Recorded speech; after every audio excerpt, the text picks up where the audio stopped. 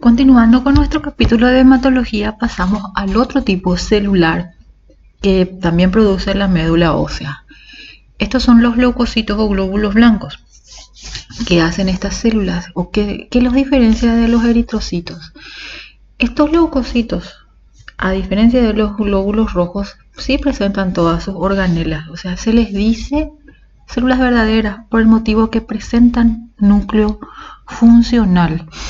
La gran mayoría de los leucocitos cumplen funciones específicas según la demanda del sistema inmune.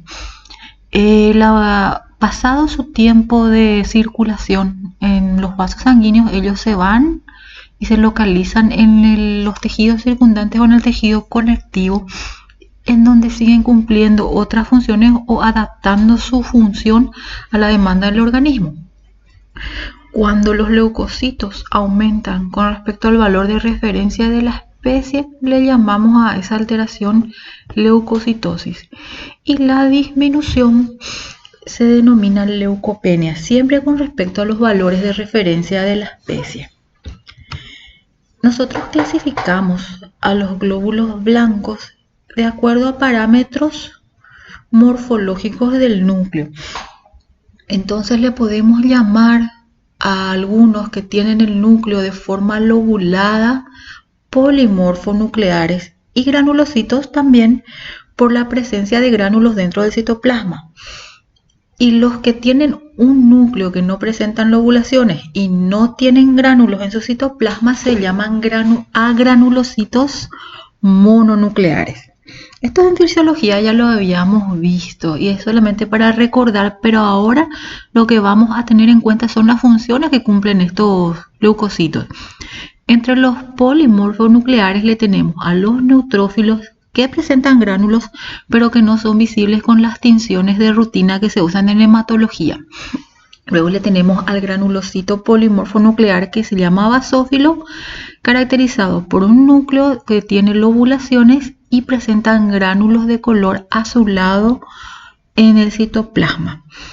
El otro granulocito se llama eosinófilo, núcleo que presenta lobulaciones y constricciones, pero con gránulos de color rosáceo o eosinofílico según la característica de su tinción.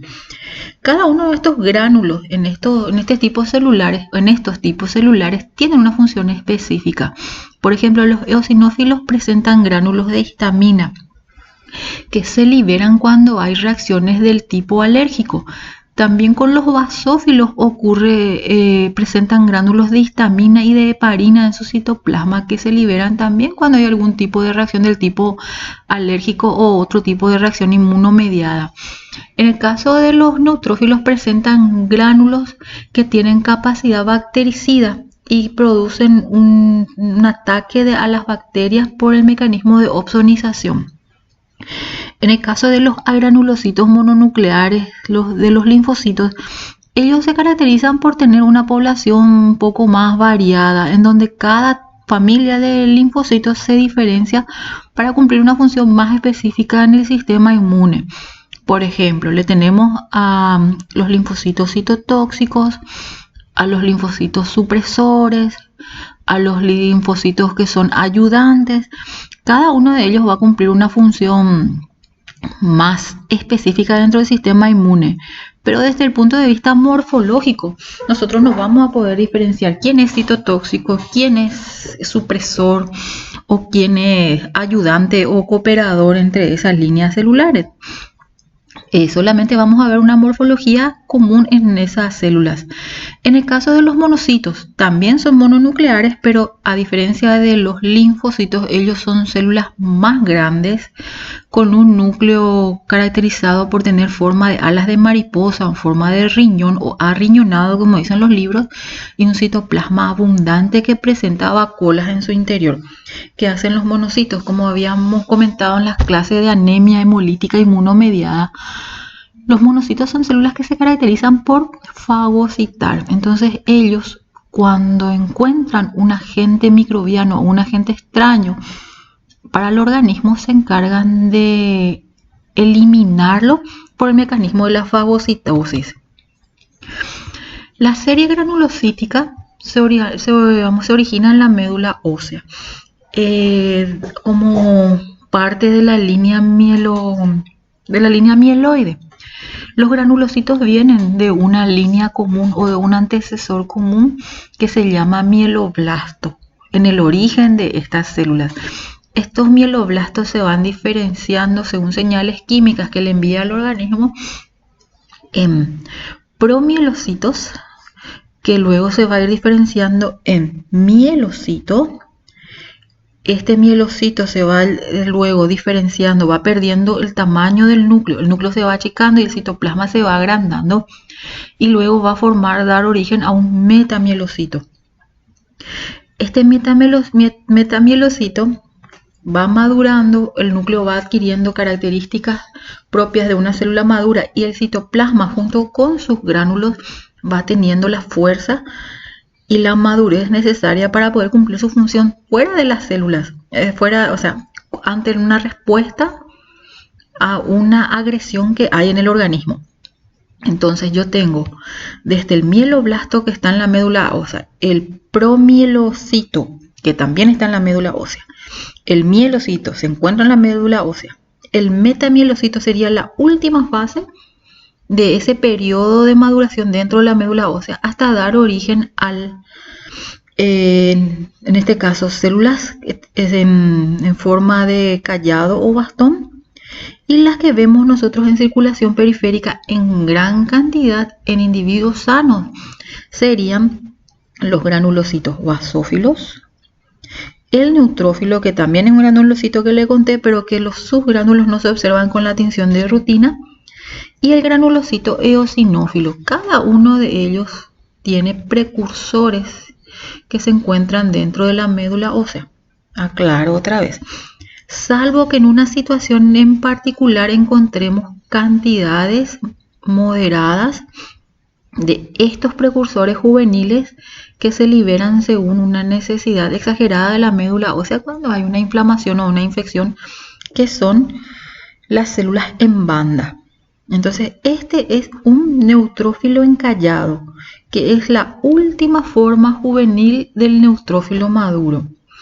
Este que vemos aquí es un eosinófilo encallado y este es un basófilo encallado. Les aclaro que estas células, si encontramos en gran cantidad en sangre periférica, todavía no están suficientemente madurados para poder cumplir su función inmunológica, como sería el ataque o defensa contra alguna bacteria presente en el organismo. En el caso de la serie granulocítica, también se habla de que tiene una producción dentro de la médula ósea. El monocito se origina de su precursor que se llama monoblasto. Este monoblasto luego se diferencia en un promonocito, que va teniendo ya las características de la célula que vemos en sangre. Este promonocito va teniendo una constricción en el núcleo, va teniendo forma de herradura o alas de mariposa. Y lo que nosotros vemos en sangre periférica ya es el monocito en sí, que tiene un núcleo en forma de alas de mariposa o arriñonado. Acá usamos un poco de imaginación porque no siempre tienen esas formas. Un citoplasma ligeramente basófilo y con presencia de vacuolas en su interior. En el caso de los linfocitos, también se originan de un antecesor común que se llama linfoblasto. Este linfoblasto solamente vamos a encontrar en médula. ¿Cuál es la característica de ese linfoblasto? Tiene un núcleo de tamaño grande y se evidencian los nucleolos, que implican una gran actividad sintética de ácido ribonucleico. Este linfocito madura y pasa a la circulación periférica con la característica de tener un núcleo abundante y un escaso citoplasma en la gran mayoría de los mamíferos domésticos. Este linfocito en sangre tiene esta conformación y en algunos casos los linfocitos migran y se localizan dentro de los ganglios linfáticos, denominándose plasmocitos, y estos plasmocitos, a diferencia de los linfocitos que están en sangre, tienen un citoplasma más abundante y el núcleo es excéntrico o está desplazado hacia un polo de la célula. La gran mayoría de estas de estas formas van madurando desde un ancestro común o un precursor hasta llegar a sus formas maduras que vamos a encontrar en las células de la sangre o en la sangre circulando cuando nosotros tomamos una muestra de un paciente. Todas estas células diferenciadas cumplen una vida corta dentro de los vasos sanguíneos y después se alojan en el tejido circundante para seguir cumpliendo esas funciones. Por ejemplo, los basófilos en sangre periférica vamos a encontrarlos circulando y activos entre 6 a 12 horas. Pasa ese tiempo y ellos migran a los tejidos y continúan cumpliendo funciones entre 10 y 14 días más. Los neutrófilos, al igual que los basófilos, también están viviendo de una forma, es decir, de 6 a 12 horas o les vamos a encontrar ahí en la sangre, pasan a los tejidos, pero están cumpliendo funciones alrededor de hasta 4 días. El eosinófilo vive o circula en cuestión de minutos hasta 4 horas y 14 días en los tejidos. El monocito de 6 a 12 horas y fíjense, en los tejidos dura mucho más que la gran mayoría de los granulocitos polimorfonucleares. Puede estar en cuestión de meses trabajando en los tejidos como función de fagocito. Los linfocitos del tipo B, que eran los que en la vida embrionaria se diferenciaban en la bolsa de Fabricio de las aves, circulan en sangre media hora aproximadamente y en los tejidos están presentes pocos días cumpliendo funciones de vigilancia. Los linfocitos T también, los citotóxicos que circulan en sangre media hora aproximadamente y pueden sobrevivir meses en los tejidos también cumpliendo la función de regular la presencia de algunos agentes patógenos o reconocer partículas extrañas al organismo para generar anticuerpos contra esas sustancias. En cuanto a la cantidad de glóbulos blancos, así como con los glóbulos rojos, nosotros nos manejamos con un número determinado para cada especie que está anotado o está escrito en las tablas de referencia que se observaban en las primeras clases que vimos. El recuento de glóbulos blancos para los caninos va desde 6.000 hasta 14.000 leucocitos por milímetro cúbico. En gatos va de 5.500 a 19.500. En el caso de los caballos va de 5 a 11.000. A ver, y en los cerdos, fíjense, en las especies donde tenemos más cantidad de glóbulos blancos va de 11.000 a 22.000 leucocitos por milímetro cúbico observado. Lo que para un cerdo es normal, para un caballo ya va a ser una inflamación o una infección o una leucocitosis, hablando técnicamente. Entonces, cuando nosotros vamos a comparar el recuento de glóbulos blancos en algunos pacientes, tenemos que fijarnos a qué especie estamos y qué parámetro tenemos para evaluar, porque podemos hacer un diagnóstico erróneo si comparamos el valor de un gato con respecto al valor de un caballo. Y entonces hacer un diagnóstico erróneo puede significar un tratamiento equivocado que no va a ayudar a mejorar el estado de salud de ese paciente. ¿Cómo nosotros podemos saber la cantidad de glóbulos blancos que tiene el paciente? Podemos hacer un recuento manual, que es el que estaba explicado en números aquí en esta tabla, o podemos utilizar un contador celular automático que nos va a ayudar a cortar el tiempo y dar recuentos más exactos, muy parecido el mismo contador automático que usamos para el recuento de glóbulos rojos que habíamos visto en la clase anterior. Entonces este contador automático se caracteriza por reconocer células nucleadas. Al reconocer células nucleadas también él puede reconocer el tamaño del núcleo de esas células y él va a ir diferenciando esas mismas diferencias, valga la redundancia, en neutrófilo, en monocito, en linfocito, de acuerdo a la resistencia que tenga a la corriente eléctrica, el paso de ese núcleo o esa célula que va siendo analizado por la máquina de acuerdo al método de la conductancia. Entonces la máquina, de acuerdo, vamos hacia el software de la máquina, ella nos puede ir diciendo ya que nuestro recuento de glóbulos blancos totales es 74.800 leucocitos por milímetro cúbico. También él nos va contando que entre esos 74.800, el 11.3% corresponde a linfocitos. Entonces él reconoce como células mononucleares a esa cantidad de acuerdo al porcentaje de actividad. Luego, el contador celular me va mostrando o contando también el número de glóbulos rojos, como aquí me dice 4.120.000 eritrocitos por sangre. También me cuenta cuántas plaquetas observó o determinó, y en este caso él me dice que este animal tiene 629.000 plaquetas por microlitro de sangre. En estos casos él no pudo determinar la presencia de células mononucleares, de granulocitos, pero con este paciente. También la mayoría de los contadores celulares automáticos me puede dar en gráficos y contar cómo están presentes los glóbulos blancos o distribuidos en un histograma, o en este caso en este tipo de diagramas donde me dice aquí hay células más maduras, aquí hay células que tienen núcleos muy grandes y muy pesados que podrían corresponder a monocitos o a linfocitos. Entonces ahí también, cuando nosotros tengamos un entrenamiento un poco más profundo en cuanto al software de la máquina, no hace falta poder observar los números que nos muestran las tablas. Simplemente mirando un gráfico nosotros ya podemos ir determinando si hay anemia, si hay anemia regenerativa, si hay pocas plaquetas, de acuerdo a la aglomeración de las células en este gráfico o la dispersión de esas células en este gráfico. ¿En qué era que nos hacía entender este mecanismo? De acuerdo a la intensidad de la corriente eléctrica que se presenta cuando pasan los núcleos a través de un electrodo, en donde tienen sus polos positivos y sus polos negativos. Entonces la corriente eléctrica va rompiendo células y va pasando a través de ella los restos celulares, en este caso serían los núcleos, permitiendo determinar la resistencia de las mismas. Todo esto se extrapola en este gráfico que ven como puntitos de colores salpicados más o menos.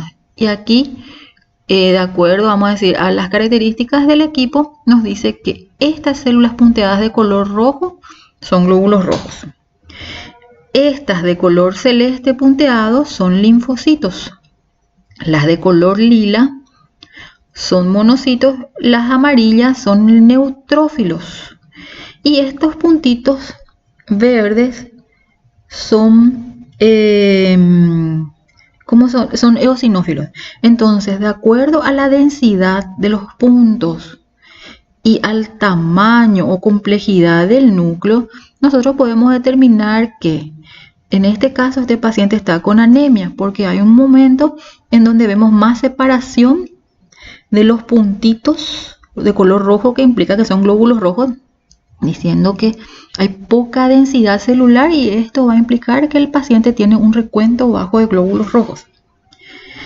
En el caso de un paciente de la especie canina, este aumento de la densidad de los colores celestes que se relacionan a la concentración de linfocitos nos puede decir que hay un gran número de linfocitos en el paciente, diciendo que esta alteración o esta característica corresponde a una linfocitosis.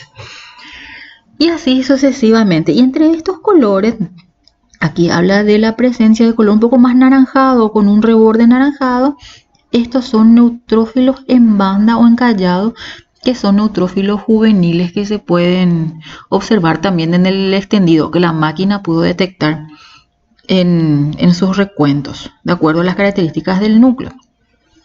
Bueno, esto puede facilitarnos mucho la interpretación de los resultados, pero cuando no tenemos estos recursos, debemos conocer las formas más básicas y accesibles según nuestras condiciones económicas o los recursos que se encuentran en el lugar donde estamos trabajando. Para poder contar glóbulos blancos también podemos ayudarnos del hemocitómetro o cámara de Neubauer, que era la lámina de vidrio en donde diluíamos la sangre con una solución especial que nos permite contar a las células. Esta es la forma más económica que nosotros podemos en la cual podemos hacer estos recuentos, pero también es la que tendría un margen de error un poco mayor con respecto a la de la máquina. La máquina tiene una exactitud del 97% de los resultados. En el caso del método manual, nosotros tenemos una exactitud de aproximadamente el 80%, o sea que el margen de error es mayor en el método manual con respecto al automatizado, pero el costo es mucho menor con el método manual. Ok. Se cuentan los glóbulos blancos en estas áreas que ustedes ven como una especie de manchita de color blanquecino gris, que viendo mayor aumento corresponde a estas zonas llenas de cuadraditos y rayas que presenta la cámara contadora de glóbulos blancos. La sangre se diluye con una solución especial, se prepara, se coloca la dilución de glóbulos blancos dentro de la cámara de Neubauer o hemocitómetro, se lleva al microscopio y se localiza la zona de recuento de glóbulos blancos y se ven muchos globitos o burbujitas que realmente son células que están preparadas en la dilución. Seguimos, son otras técnicas de dilución las que muestran esta diapositiva. Entonces se diluye la sangre, se prepara de esta manera y estos son esquemas de la zona de recuento. Nosotros vamos a ver, una vez preparada la sangre diluida, los glóbulos de esta manera en forma redondeada y comenzamos a contar con el microscopio, con la ayuda del microscopio, esas células. Si yo encuentro gran número de leucocitos que sobrepasan al valor de referencia de la especie, por ejemplo, si el cerdo tiene de 11.000 hasta 22.000 y yo encuentro que este paciente tiene 32.000, estoy ante un aumento de su valor fisiológico, del valor esperado para la especie. Entonces, estoy ante una alteración hematológica que se llama leucocitosis. Esta leucocitosis, de acuerdo a la causa o al origen de lo mismo, podemos decir que es una leucocitosis fisiológica si ese valor aumentado es temporal. ¿Qué quiere decir? Que pasa el estímulo que aún produjo el aumento y luego vuelve a su valor normal cuando desaparece ese estímulo. ¿En qué casos tenemos una leucocitosis fisiológica? En los momentos en que hubo un aumento de la presión sanguínea, pero asociado a la descarga de catecolaminas.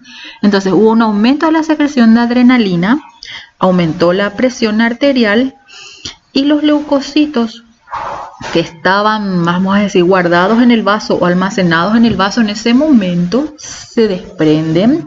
El vaso sufre una esplenocontracción y se libera un gran volumen de sangre debido al estímulo de la adrenalina. Termina el estrés o la concentración de adrenalina excesiva y volvemos a nuestros parámetros de rutina o parámetros fisiológicos normales. Pero ¿qué pasa? Tenemos un aumento constante del número de leucocitos, ese valor no disminuye y se mantiene, vamos a decir, aumentando o ciertamente estable.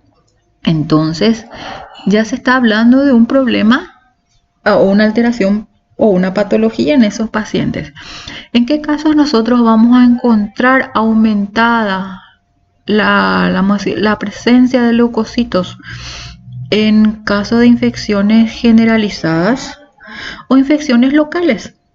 Esas infecciones locales que dicen aquí con efecto local con efecto global son relacionadas a algunas infecciones que están localizadas, por ejemplo, en el útero o alguna infección del tipo de abscesos o empiemas que pueden los microorganismos migrar a través de vía hematógena a otros lugares y generalizarse. Generalmente las leucocitosis patológicas están ocasionadas por la presencia de bacterias, hongos, protozoarios, ricketsias u otro tipo de agentes microbianos. Fíjense que aquí prácticamente se le nombra a todos menos a los virus. ¿Por qué a los virus no? Porque los virus lo que hacen es deprimir la función de la médula ósea, haciendo que disminuya el recuento de glóbulos blancos. También pueden ser ocasionados debido a intoxicaciones endógenas. ¿A qué se refiere con una intoxicación endógena? que son productos secretados por el organismo, pero son productos de desecho, que por algún motivo o razón obstructiva o oclusiva no se están pudiendo eliminar adecuadamente y comienzan a recircular, se acumulan y recirculan. En el caso, por ejemplo, de la urea u otro tipo de metabolito de desecho. En el caso de reabsorción de proteínas propias del organismo, son sustancias que se liberan después de un proceso inflamatorio. Entonces, la literatura habla de que en estos casos ocurre en estados en donde hay fiebre constante. Entonces, hay desnaturalización de proteínas. Y esas proteínas son pirógenas. Y esos son los que comienzan a producir una especie de irritación o inflamación que aumenta el recuento de leucocitos. Proteínas extrañas al organismo, otra causa de leucocitosis patológica, se ve en la aplicación de vacunas generalmente. Entonces, estas proteínas generalmente producen un cuadro de inflamación o cuadros febriles que se manifiestan como reacción postvacunal. Causas endocrinas. Habíamos hablado que en algunas anemias no regenerativas las causas endocrinas también estaban presentes.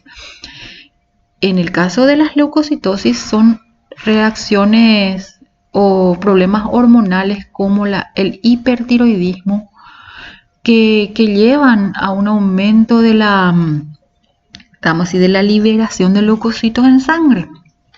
Algunas enfermedades del sistema nervioso central que causan convulsiones, por ejemplo, epilepsia, rabia o algunas enfermedades que causan cuadros de convulsiones generalizadas. ¿Qué pasa en el shock en la fase de curación? El shock es un accidente vascular, nervioso, en donde en la primera etapa del shock nosotros tenemos hipotensión y pérdida del conocimiento o hipofunción cognitiva. Bueno, ¿qué pasa cuando el animal está saliendo de la fase de shock? Comienza a salir de la fase de shock, comienza a aumentar la presión sanguínea. Entonces, en esa etapa, los leucocitos que quedaron pegados a las paredes de los vasos se liberan. En reacciones de hipersensibilidad, como del tipo alérgico, también nosotros tenemos una degranulación o un aumento de la circulación de leucocitos del tipo eosinófilos y otros leucocitos granulares. En esos leucocitos, en esas reacciones del tipo alérgica o de hipersensibilidad como el asma, nosotros vamos a encontrar leucocitosis. Y en las leucemias, que son ya irreversibles, son trastornos mieloproliferativos de la médula ósea. Leucopenia. La leucopenia es la disminución del recuento o el número total de leucocitos que están circulando en sangre, pero siempre relacionado al valor de referencia de la especie. ¿Cuándo vamos a encontrar leucopenias patológicas ya? Estamos hablando de infecciones virales. La única excepción de los agentes microbianos que causan disminución del recuento de glóbulos blancos. Las leucocitosis estaban ocasionadas por bacterias y las leucopenias por enfermedades virales. En el shock que habíamos hablado recién, en donde hay una hipotensión generalizada y pérdida del conocimiento. Entonces esa hipotensión lleva a una marginación de los leucocitos. Y esos leucocitos, ¿qué significa la marginación? Que los leucocitos que estaban circulando se esconden y se pegan en los vasos sanguíneos por una disminución de la presión sanguínea. En una caída de la presión arterial, hipotensión. Aquí en lo que dice aumento del consumo de leucocitos, que quiere decir que hay una infección muy grande en donde todos los leucocitos que tienen que ir a atacar a las bacterias o a los agentes microbianos mueren en el intento de matar a ese agente microbiano, y la médula ósea todavía no está reponiendo esa cantidad que fue a trabajar en el frente de batalla. En el caso de los perros que tienen intoxicación por estrógenos, el estrógeno es una hormona sexual que tiene una capacidad o de disminuir la producción de glóbulos rojos tienen una especie de bloqueo en la producción de glóbulos blancos, perdón, en la médula ósea. Algunos venenos celulares, como por ejemplo los quimioterápicos, que se encargan de atacar a células de replicación muy rápida como las células neoplásicas, pero que también, sin querer queriendo, ataca a células de la médula ósea que son de replicación rápida. Entonces ahí le tenemos a la vincristina y a la vinblastina como agentes quimioterápicos de origen citotóxico celular que también atacan a la médula ósea. La mieloesclerosis y la panmieloptisis, así como la atrofia de la médula ósea, son las mismas causas que producían anemia no regenerativa. Entonces, todas estas disminuciones o reemplazo de tejido noble medular por tejido fibroso decaen la producción de glóbulos blancos. Para poder saber y ver qué tipo de glóbulos blancos están aumentados, disminuidos, nosotros tenemos que hacer un extendido sanguíneo, el mismo extendido sanguíneo que hacíamos para evaluar la morfología de los eritrocitos, que llevaba la coloración de Pappenheim. Dios mío.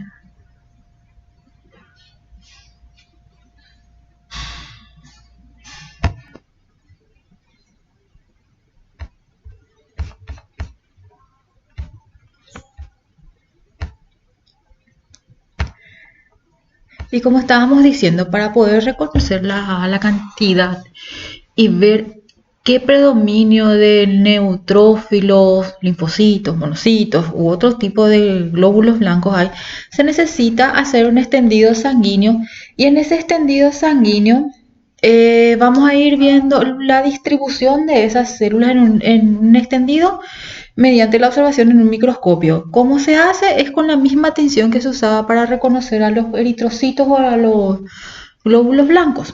Y a los glóbulos blancos junto con las plaquetas también se usa con la misma tinción. Una vez que nosotros terminamos el proceso de tinción y secado de la lámina, se lleva al microscopio y se observa con el aumento de mayor potencia que tiene el microscopio, que es el de 100 por. Ok. ¿En qué consiste esto que dice fórmula leucocitaria y la que dice fórmula leucocitaria relativa? En contar 100 leucocitos, o 100 células nucleadas que tengan las características morfológicas de ser un leucocito. Al contar esos 100 en total, nosotros tenemos que ir diferenciando cuáles son polimorfonucleares granulocíticos, cuáles son células mononucleares agranulocíticas. Ok, entre ellos tengo que diferenciar cuántos neutrófilos hay, cuántos eosinófilos hay, cuántos basófilos, linfocitos y monocitos se encuentran distribuidos en esas 100 células totales que yo voy a contar.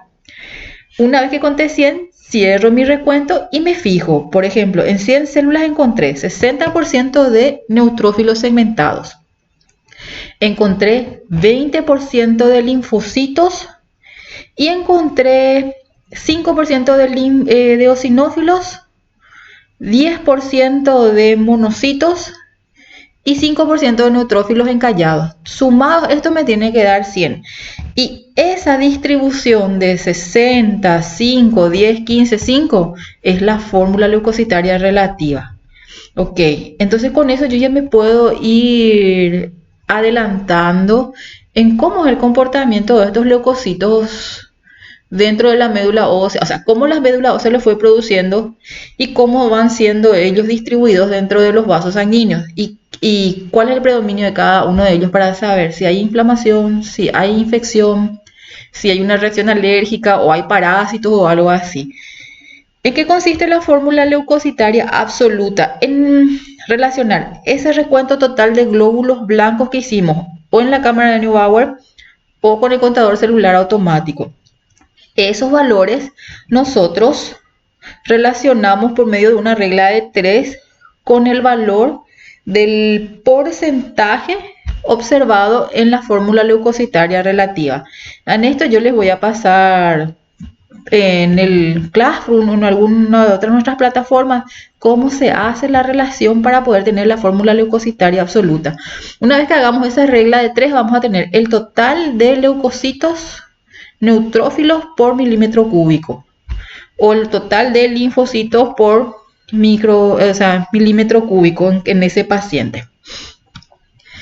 Esta fórmula leucocitaria, ¿para qué me sirve? Es importante porque primero forma parte de ese estudio completo de la sangre que es el hemograma. Entonces, mediante el conocimiento de los valores y la distribución de los diferentes tipos de leucocitos, yo puedo conocer cómo está mi paciente. Mi paciente está con una inflamación, está con una infección, está con parasitosis, está inmunodeprimido. Todo eso me va a aportar la fórmula leucocitaria. Por ende, voy a poder tener un control de salud completo de ese paciente con los datos que me va a aportar. Si mi paciente va a ser sometido a una cirugía y en esa cirugía va a haber una anestesia general, es conveniente, importante y hasta obligatorio que se le haga un hemograma prequirúrgico. ¿Por qué? Porque con este hemograma prequirúrgico nosotros ya podemos detectar posibles complicaciones que pueden comprometer la vida del paciente. Por ejemplo, este animal estaba con una infección generalizada y se le va a hacer una cirugía muy invasiva y se le va a someter a anestésicos generales, o sea, va a estar completamente dormido. Puede ser que en algún momento de ese procedimiento haya una falla multiorgánica y el paciente muera en la mesa de operaciones. Entonces, si nosotros detectamos ya un posible trastorno antes de la cirugía, nosotros podemos prever cualquier accidente que pueda ocurrir en ese momento, o primero tratarle al paciente, hacer que disminuya la inflamación o la infección y después llevarlo a cirugía, pero con mucha más seguridad. Como controles periódicos para ver cómo va evolucionando después de esa cirugía, o como controles terapéuticos en el caso de que estemos ya haciendo un tratamiento, por ejemplo, a base de antibióticos y antiinflamatorios, y mediante los hemogramas de rutina, con un espacio de una semana o 10 días entre ellos, podemos saber cómo va evolucionando, si va mejorando el paciente con la terapia que nosotros estamos aplicándole. Entonces, esas serían las indicaciones por las cuales yo estoy elaborando o solicitando un hemograma con fórmula leucocitaria. Todos los hemogramas tienen fórmula leucocitaria, les aclaro, pero si solamente yo me quiero fijar en qué valores me da la fórmula, esa es vamos a decir, las indicaciones que se les da. Ok, estábamos hablando de que en la serie mieloide que da origen a la línea blanca, a los glóbulos blancos, se diferenciaban en granulocitos polimorfonucleares y a granulocitos mononucleares. De los primeros que vamos a hablar son los neutrófilos. Estos neutrófilos son glóbulos blancos. ¿Cuál es la importancia de estas células? Que ellos son los que primero van al foco de la infección cuando ingresa un agente potencialmente nocivo para el organismo. O sea, ellos son los soldados de primera línea que van al frente de batalla.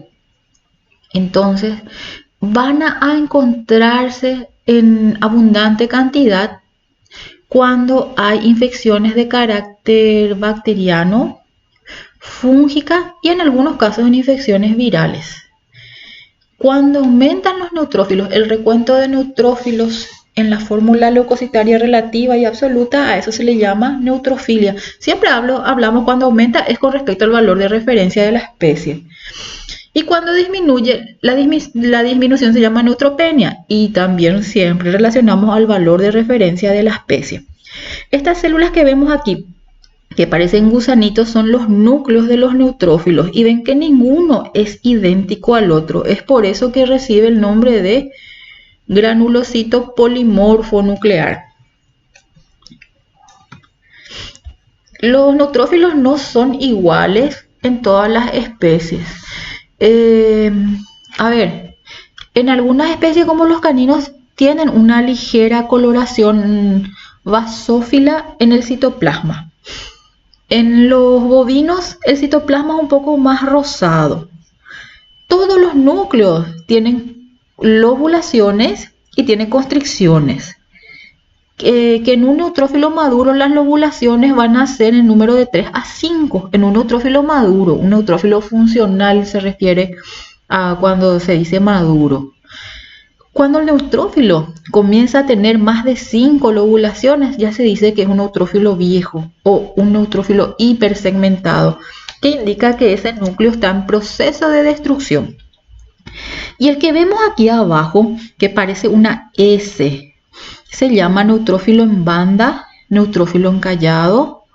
Algunos libros le dicen neutrófilo en bastón o como el apoyo del bastón.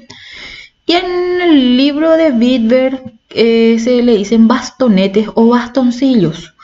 Este neutrófilo es el neutrófilo juvenil, es la última etapa de la maduración del neutrófilo dentro de la médula ósea.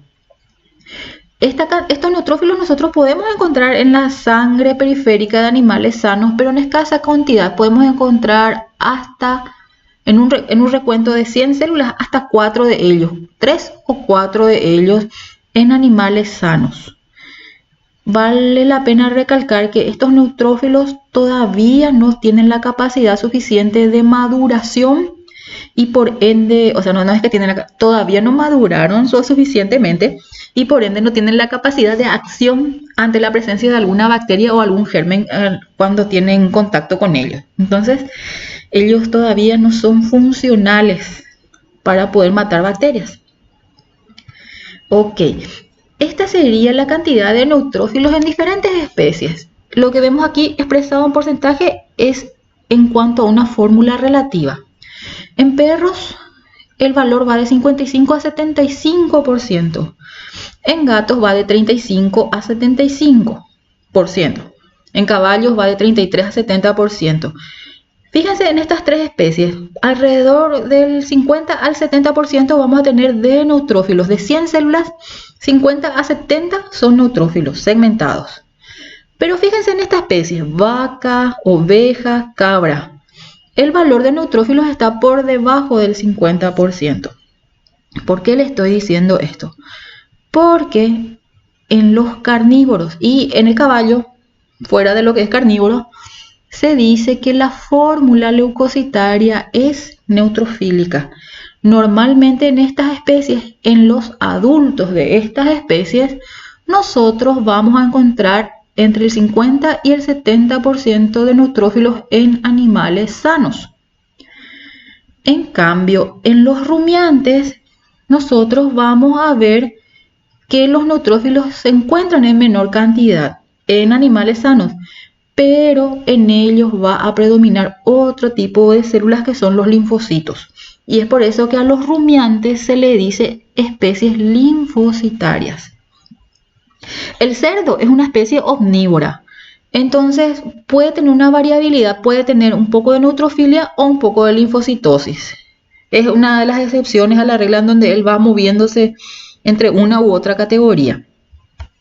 Habíamos dicho que el aumento de neutrófilos en sangre se llama neutrofilia y cuanto más neutrófilos en sangre nosotros tenemos, más grave es la infección o más virulento o patógeno es el microorganismo que está ingresando al organismo. Nosotros podemos hablar de una neutrofilia que es fisiológica, así como hablábamos de la policitemia fisiológica o relativa. Esta neutrofilia fisiológica también es muy parecida a la policitemia fisiológica. ¿Por qué? Porque responde a la descarga de catecolaminas. Entonces, cuando el animal está muy excitado, cuando, por ejemplo, un caballo después de la carrera, se le toma una muestra de sangre, vamos a encontrar normalmente un recuento de los glóbulos blancos altos y entre ellos los neutrófilos son los que están más elevados. Si el animal está muy asustado, si el animal se encuentra en un lugar muy extraño o un lugar nuevo donde él se siente amenazado ante la presencia de otras personas.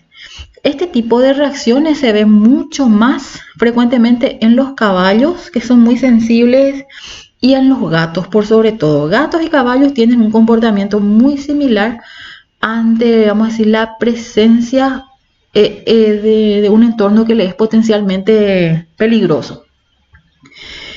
Esta neutrofilia fisiológica también, así como pasaba con la policitemia relativa fisiológica, tiene que desaparecer cuando el estímulo disminuye y volver a sus estados normales previos a ese estímulo. Pero si el estímulo o el agente causal sigue presente en el organismo, no se puede eliminar, esa neutrofilia se vuelve persistente. Entonces se mantiene constantemente elevados los valores de neutrófilos en sangre. Y ahí nosotros hablamos ya de una patología o de una alteración en el recuento de neutrófilos maduros. Entre ellas tenemos enfermedades infecciosas causadas por bacterias u hongos, como las micosis, intoxicaciones endógenas y exógenas, la reabsorción de proteínas propias y ajenas del organismo y por algún trastorno endocrino del paciente. Todas estas causas son similares a las que habíamos hablado con respecto a las causas de leucocitosis o del aumento del recuento de leucocitos totales. Son las mismas. Entonces los neutrófilos están muy relacionados a esa causa general que habíamos hablado primero.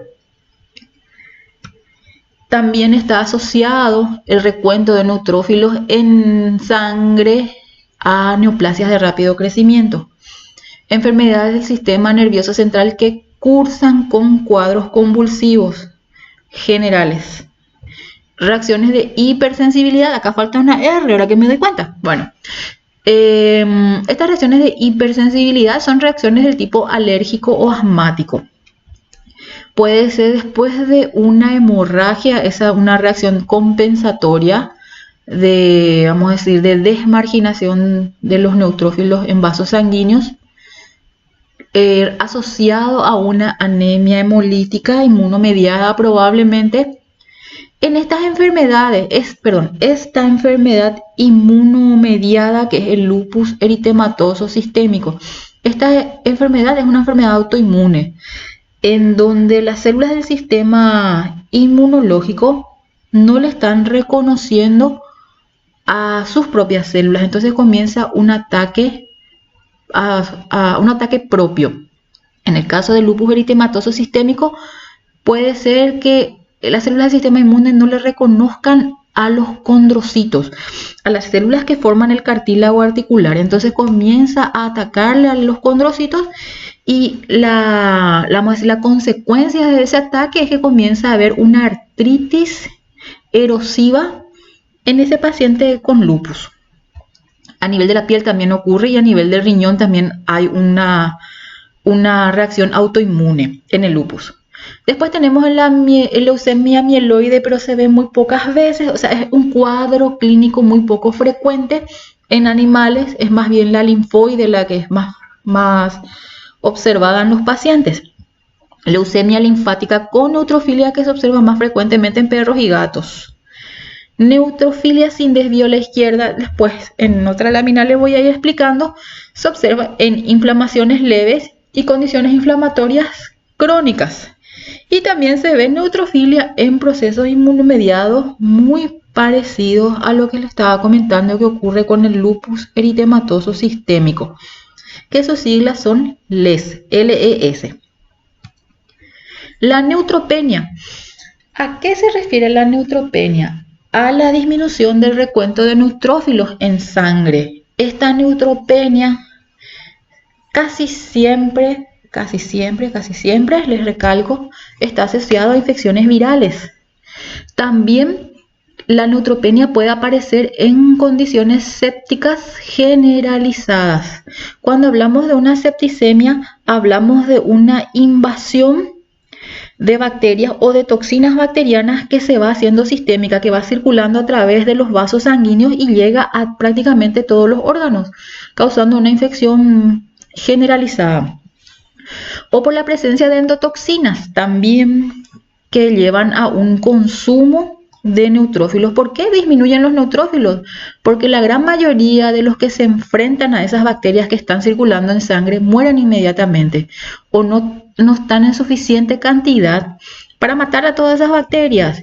Y de ahí en más, la médula ósea no puede reponer o mandar lo que estaba en su compartimiento de maduración. Es como si fuera que es una fábrica que todavía no puede terminar de ensamblar a esas células que se están acabando muy rápido afuera.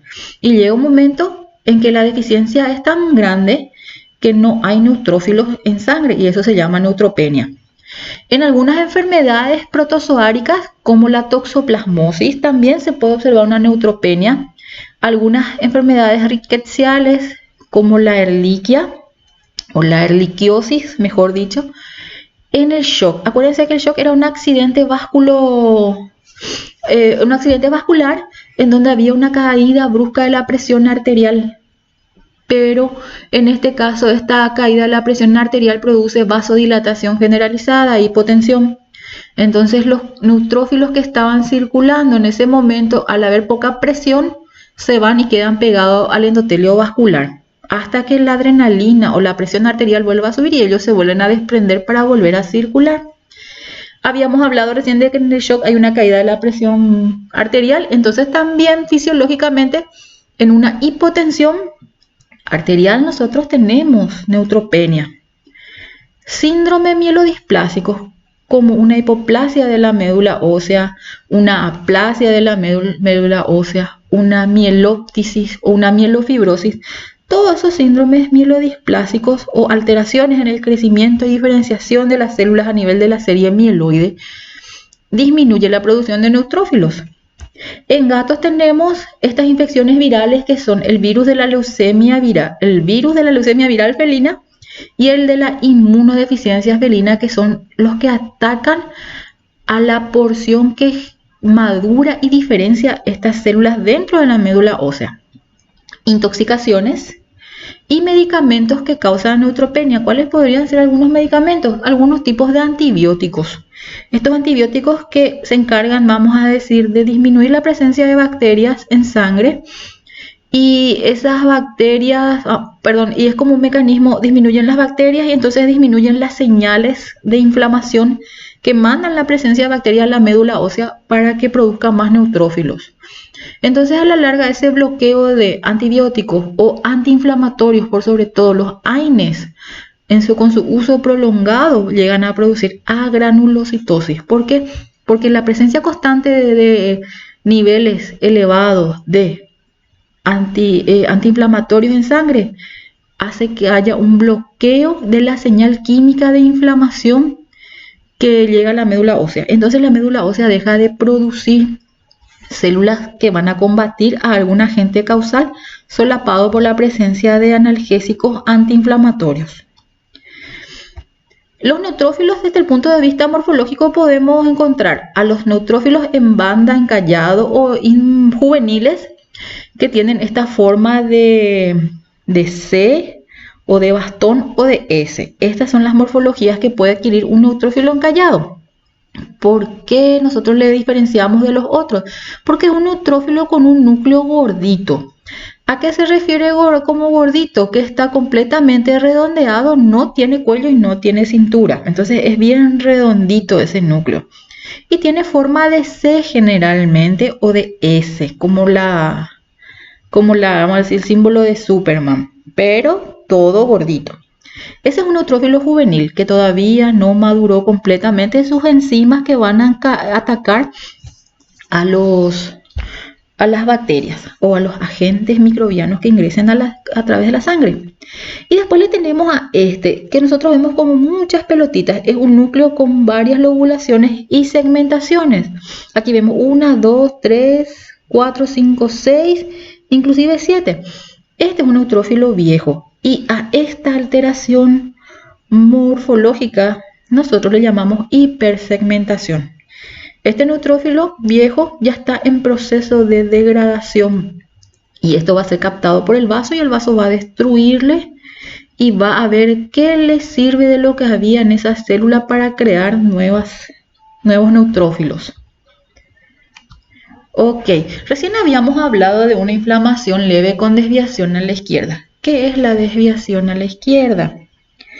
Cuando nosotros hablamos de desviación a la izquierda estamos hablando de un aumento en el número de neutrófilos en banda, que son neutrófilos inmaduros o neutrófilos juveniles.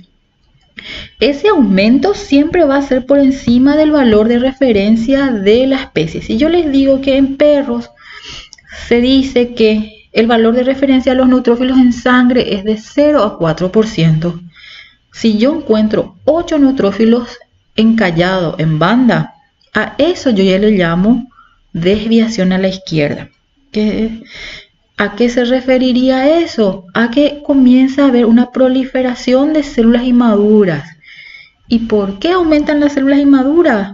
Porque la médula está produciendo en gran cantidad ante una demanda, ante una necesidad que se encuentra en algún punto focal del organismo. La desviación a la izquierda puede ser desde leve, moderada, hasta muy pronunciada. ¿A qué se refiere cuando es muy pronunciada? Se acaban los neutrófilos en banda encallado, que son los últimos en la línea de ensamblaje, y se comienzan a mandar precursores otra vez de ellos. O sea, se comienza a enviar a la sangre periférica metamielocitos, mielocitos. Todo esto que nosotros estamos diciendo como último, metamielocitos, mielocitos y hasta a veces a los promielocitos, son formas demasiado inmaduras que solamente se ven en la médula ósea. ¿Y cómo nosotros vamos a saber que están en la médula ósea? Y le vamos a ver mediante una punción de médula. En sangre periférica no le vemos a ellos en animales sanos. Pero si la inflamación es demasiado severa, demasiado agresivo, el agente patógeno que ingresó, ya vamos a encontrarle a ellos. O en caso de alguna leucemia. Entonces, estas formas inmaduras, si llegamos a ver mielocitos en sangre, es que la infección es muy grave y mató todos los neutrófilos maduros, mandó a sus neutrófilos en banda o encallado, no fueron suficientes porque todavía no están funcionales y comienza a mandar a algunos precursores. Comienza a mandar a los mielocitos, a los metamielocitos, a los promielocitos. Entonces la cosa se pone muy grave para el paciente si vemos estas cosas en sangre. Se vuelve a clasificar a la desviación a la izquierda en regenerativa, así como la anemia, y en degenerativa, como también las anemias. ¿A qué se refiere la desviación a la izquierda regenerativa?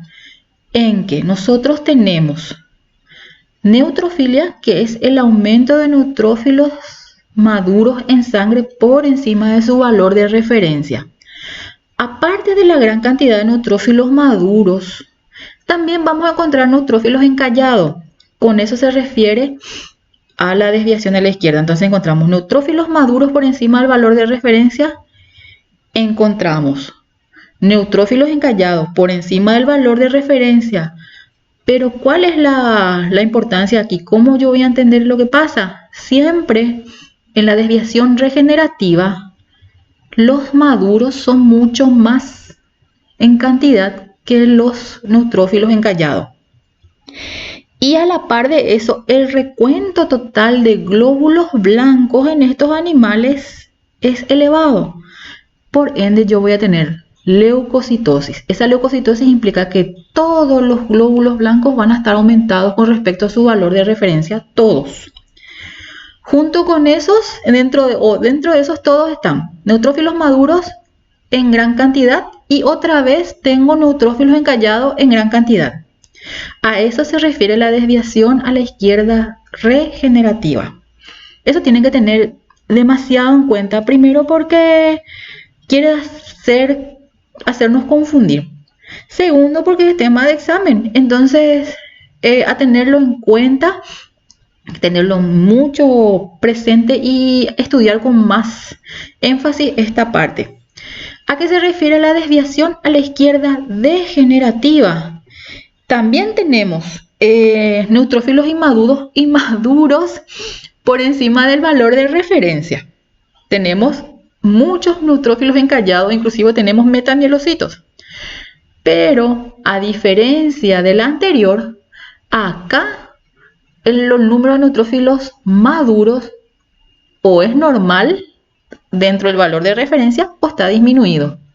Y eso significa que hay un predominio de células inmaduras sobre las maduras.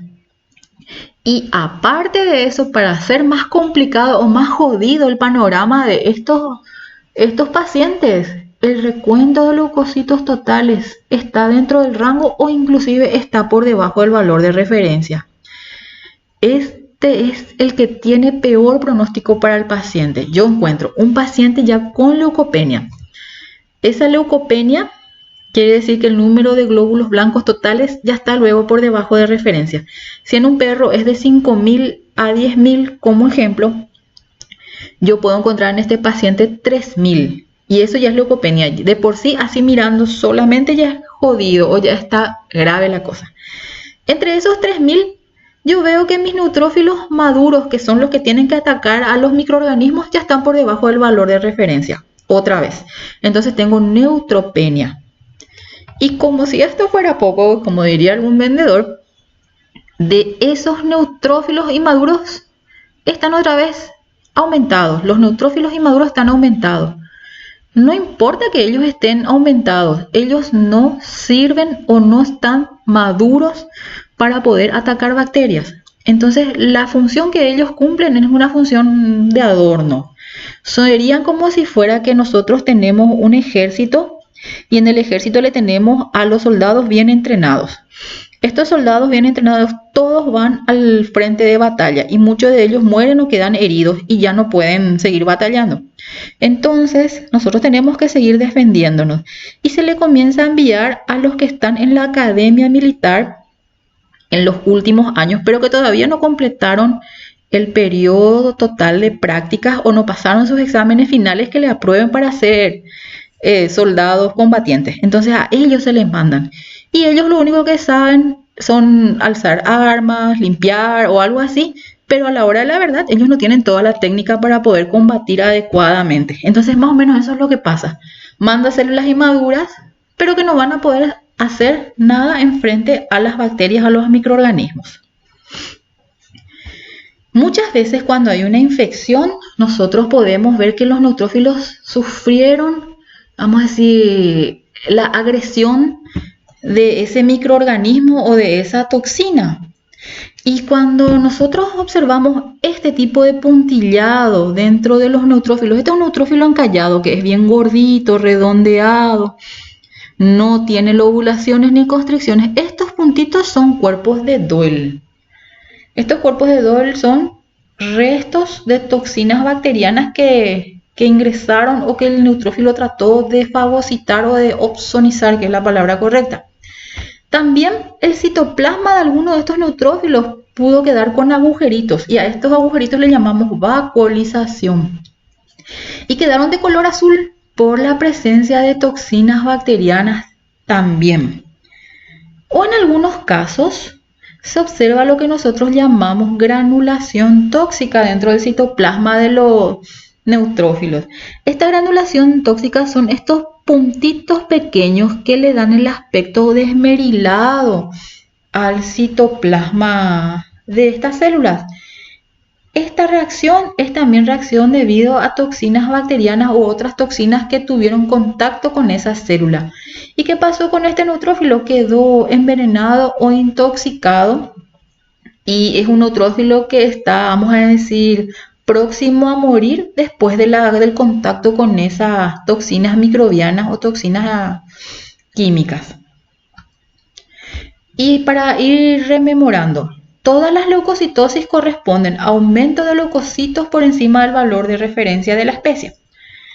En las leucocitosis generalmente nosotros vamos a tener un aumento de neutrófilos, entonces a esto le llamamos neutrofilia. La neutrofilia nosotros podemos otra vez clasificar con desvío a la izquierda o sin desvío a la izquierda. Si decimos que no hay desvío a la izquierda es porque no hay gran cantidad de neutrófilos encallados presentes. En algunos casos, en esa leucocitosis con neutrofilia, nosotros podemos encontrar también un gran número de monocitos aumentados con respecto al valor de referencia. Entonces a este aumento le llamamos monocitosis. Y a la par de que los monocitos están aumentados, encontramos que los linfocitos y los eosinófilos están disminuidos. A este tipo de comportamiento de la sangre ante una inflamación, nosotros le llamamos leucograma de estrés o de estrés agudo. Este tipo de comportamiento de los leucocitos se presenta cuando hay un aumento de corticoides que pueden ser producto de un tratamiento a base de esas sustancias que se le inyectan o se le dan de tomar al paciente por un periodo de tiempo y producen este comportamiento de los leucocitos en sangre: neutrofilia, monocitosis. Y por otro lado produce linfopenia y eosinopenia. Y esto entonces ténganlo en cuenta que se llama leucograma de estrés debido a la presencia de corticoides, tanto endógenos como el cortisol, que se secreta cuando hay un estrés agudo o un estrés prolongado a través de un estímulo que se produce en las glándulas suprarrenales. En el caso de que tampoco nosotros tengamos desvío a la izquierda, pero va acompañado de neutrofilia madura y leucocitosis, vamos a encontrar que los linfocitos también están aumentados. Entonces tenemos neutrofilia con linfocitosis. Y esto se ve cuando hay un aumento de la presión arterial y es una leucocitosis fisiológica por estímulo de una sustancia vasoactiva como la epinefrina y la adrenalina. Estos son comportamientos de los leucocitos y relacionados con los neutrófilos. Otro tipo de situaciones en que se pueden variar el comportamiento y la actividad de estas células, que son los leucocitos. Podemos encontrar neutrófilos aumentados. Entre esos neutrófilos aumentados podemos ver que los neutrófilos inmaduros se encuentran elevados. Entonces, cuando tenemos gran cantidad de neutrófilos en banda o neutrófilos inmaduros, le llamamos desviación a la izquierda. Tenemos elevado este número.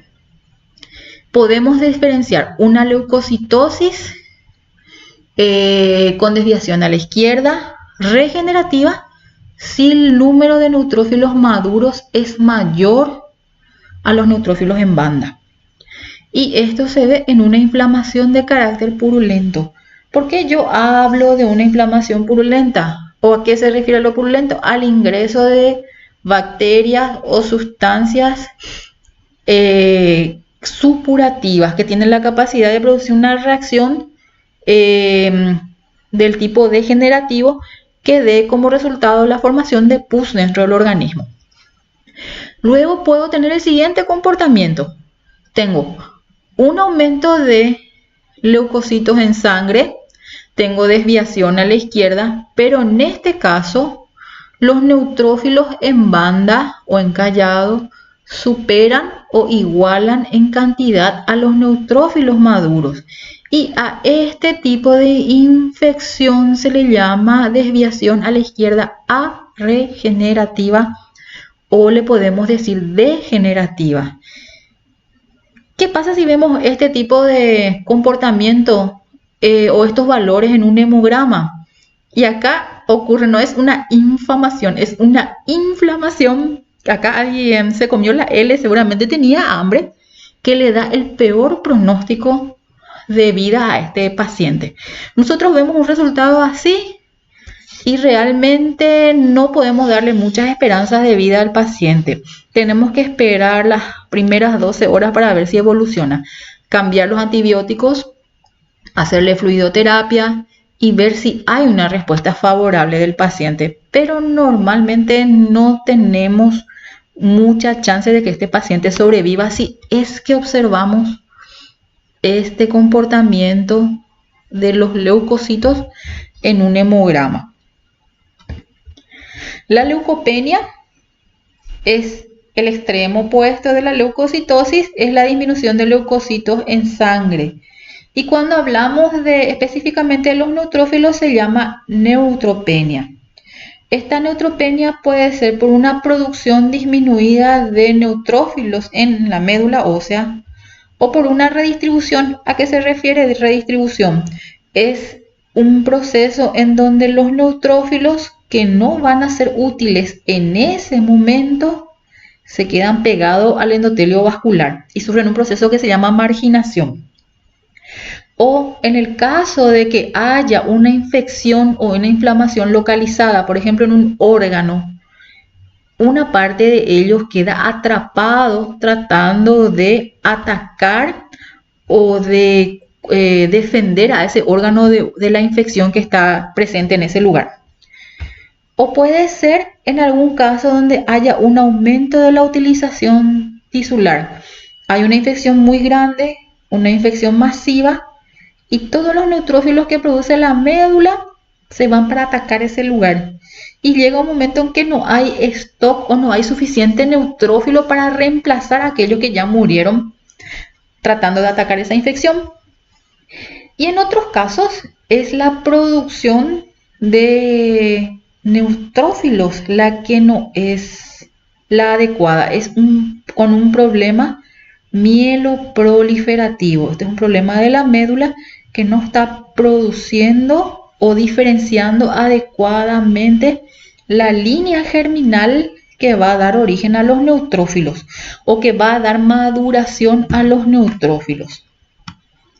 Entonces, esta leucopenia, también así como las leucocitosis, podemos dividir sin desvío a la izquierda o con desvío a la izquierda. Si tenemos leucopenia, solo una leucopenia en donde no hay aumento de neutrófilos encallados, puede ser debido a una hipoplasia medular. Esta hipoplasia medular puede estar relacionada o causada por la toxicidad por intoxicación de estrógenos, intoxicaciones químicas medicamentosas como el cloranfenicol o los quimioterápicos, todas estas sustancias que atacan directamente la función medular y la diferenciación de estas células. Algunas enfermedades virales, como habíamos dicho que en el gato o en los gatos, está la inmunodeficiencia felina y la leucemia felina, o una endotoxemia causada por bacterias gram negativas, también del tipo de la Escherichia, por ejemplo, y que tengan toxinas citotóxicas. En el caso de la mieloptisis son alteraciones en la función medular por un reemplazo de algún tipo de tejido fibroso o algún problema linfoproliferativo. Estas serían causas de leucopenia. Y si ustedes lo recuerdan, las causas de leucopenia son parecidas a las causas de neutropenia que vamos a ir viendo enseguida. Entonces, si saben leucopenia, ya saben causas de neutropenia. Si la leucopenia va acompañada de desvío a la izquierda, es por una infección bacteriana fulminante. Entonces es tan agresiva, tan virulento la gente que mata a todos los neutrófilos que están presentes, dejando solo los inmaduros o haciendo que los inmaduros vayan rápidamente para tratar de atacar o en un cuadro de shock. Las siguientes células que estamos viendo o que vamos a ver a continuación son los eosinófilos. Son también granulocitos polimorfonucleares. Los eosinófilos, a diferencia de los neutrófilos, no pueden fagocitar microorganismos, pero tienen la capacidad de destruir a algunas sustancias de origen proteico, como son los complejos antígeno-anticuerpo. Estos neutrófilos, dentro de su citoplasma, tienen gránulos de histamina, y esa es la sustancia que se encarga de ayudar a la destrucción de complejos antígeno-anticuerpo. Al aumento de los eosinófilos nosotros le decimos eosinofilia, y a la disminución le llamamos eosinopenia. Cuando nosotros vemos una foto o vemos un frotis sanguíneo, vamos a ver que los eosinófilos son células caracterizadas por presentar gránulos de color eosinofílico, de ahí viene su nombre, o de color rosa salmón, que están dispersos a través de su citoplasma.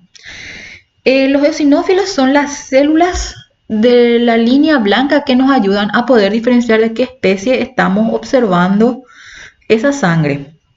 Por ejemplo, este es característico de los equinos, que son gránulos gigantes, muy densos, o sea, muy pegados entre sí, que prácticamente le esconden al núcleo. Entonces, el eosinófilo de un caballo parece a la fruta que se llama granada. Entonces es una de las células más lindas que ustedes van a ver de todo lo que es la serie leucocitaria, o la más linda de toda la sangre, diría yo, de todos los componentes sanguíneos.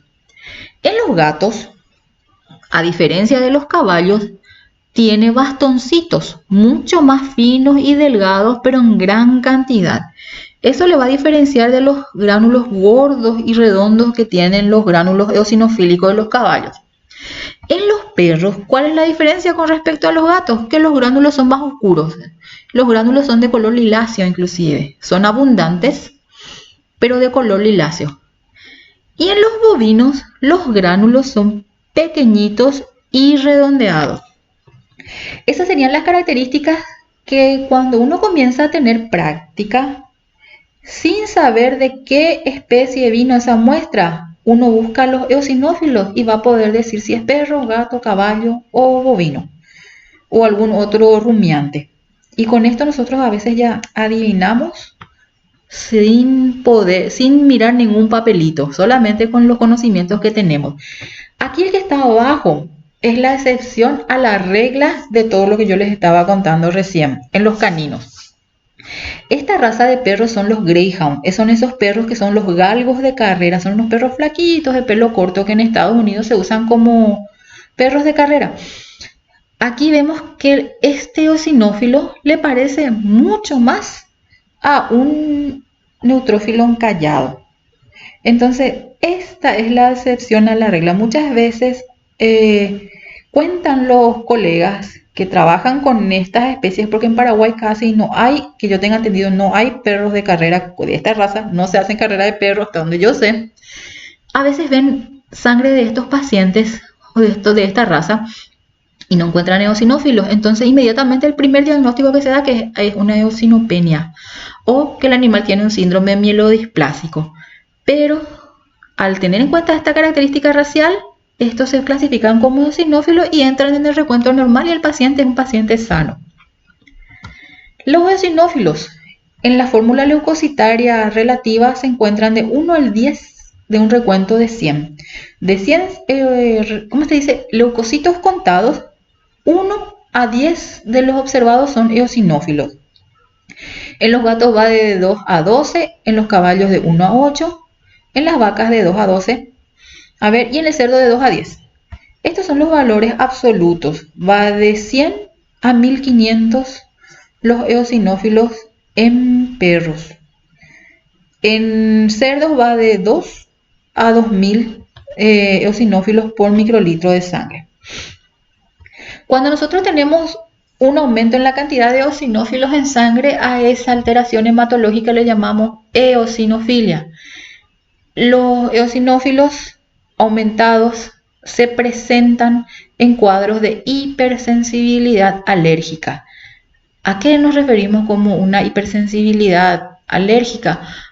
A una reacción del tipo inmunomediado en donde predomina la degranulación de una sustancia vasoactiva que se llama histamina.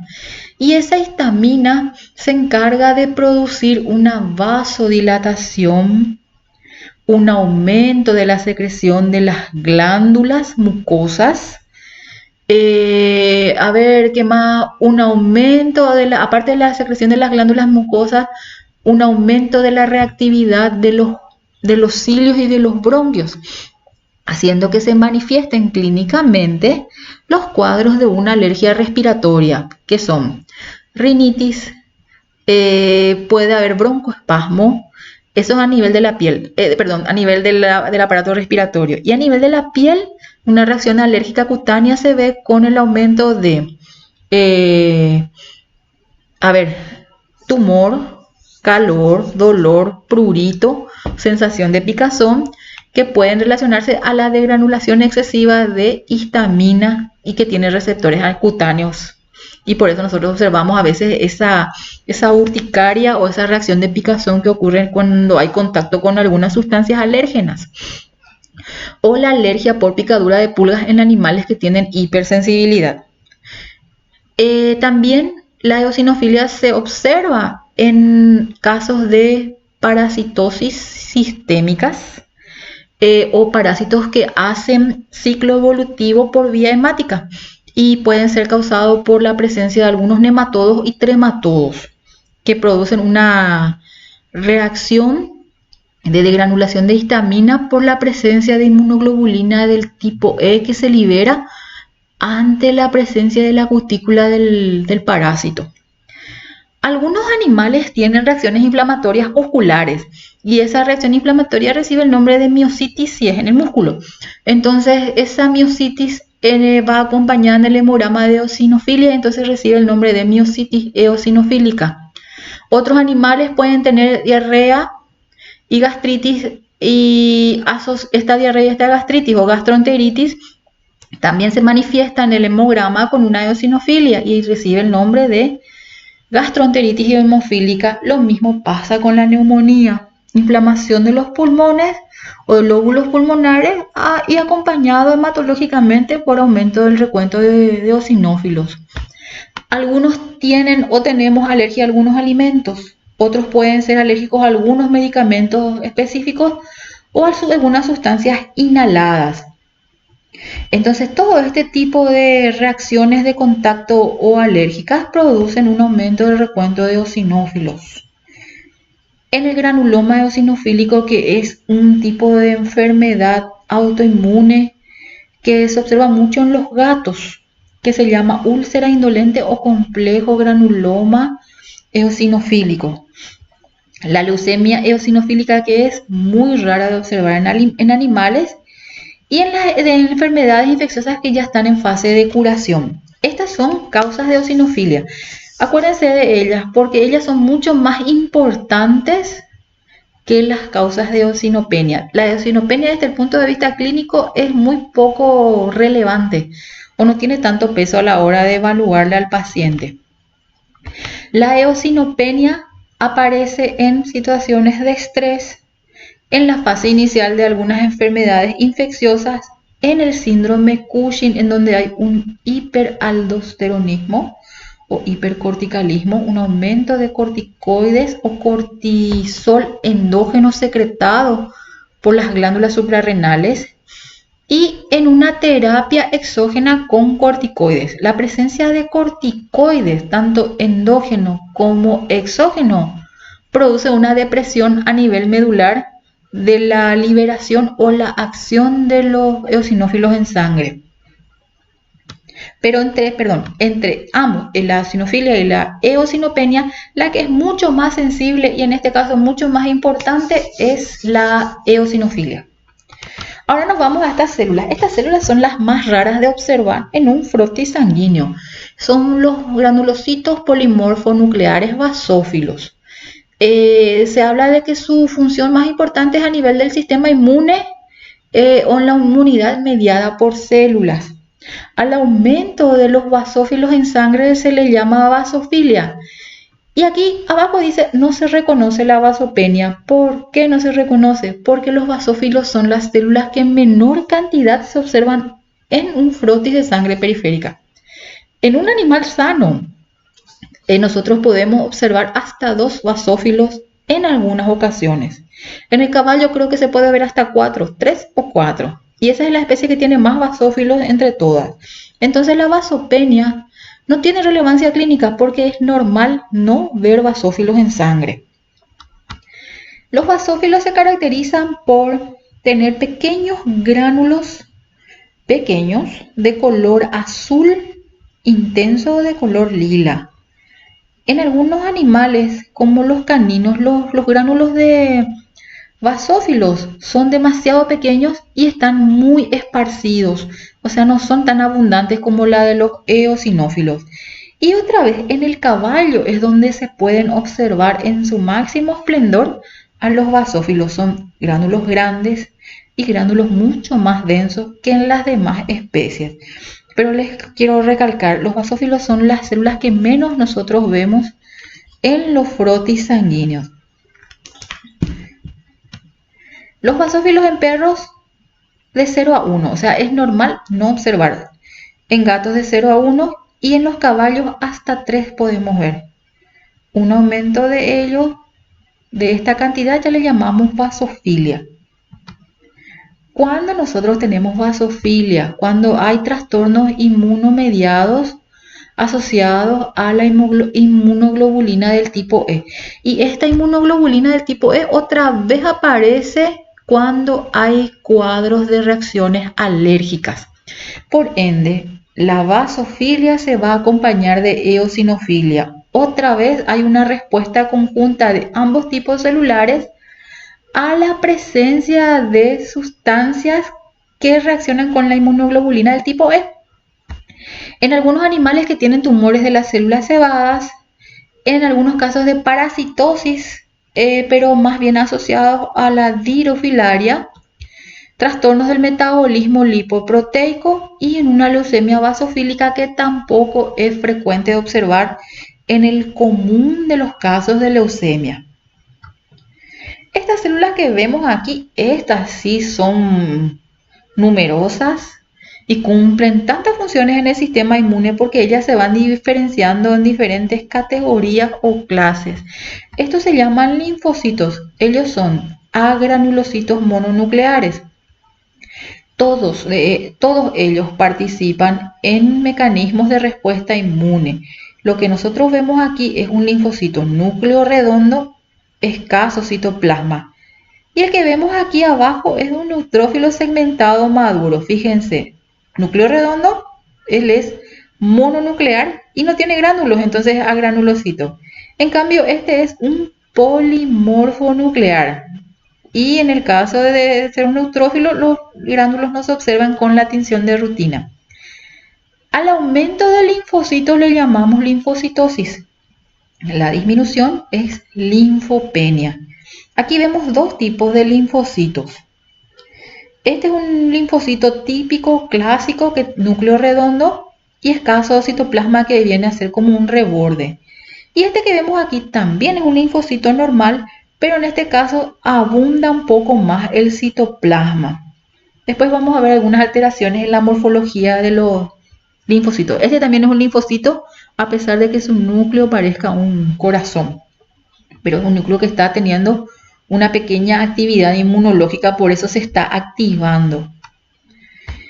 También con esta célula nosotros podemos diferenciar, pero no tan bien a cuál especie pertenece.